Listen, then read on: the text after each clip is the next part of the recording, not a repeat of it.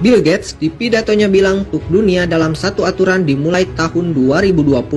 Tes awal mereka dengan buat sandiwara besar yaitu COVID-19.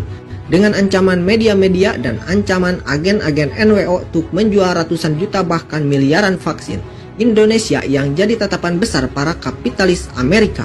Kenapa harus Indonesia? Jawabannya karena di protokol Yahudi di proposal 20 Indonesia dan Pakistan wajib hancur sebelum 2025.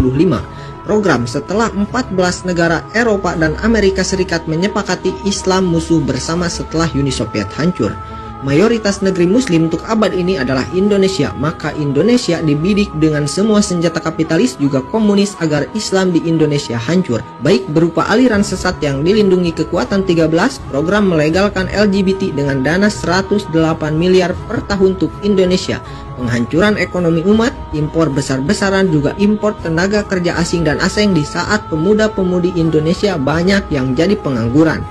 Dan senjata paling ampuh untuk habisi umat Islam seperti kata PM Israel, 1 peluru, 2 rudal, 3 suntik.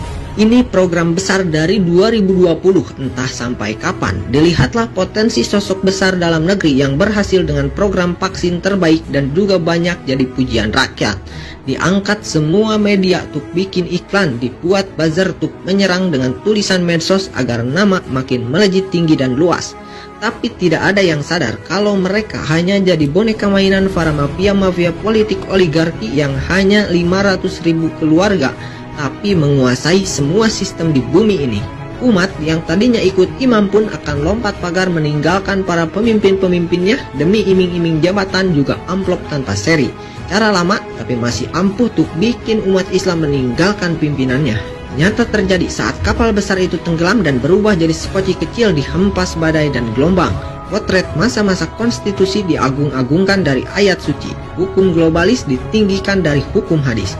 Mempertahankan iman di akhir zaman bagai menggenggam bara api. Taat pada imam di masa ini jadi isapan jempol belaka. Sistem ini terlalu kuat.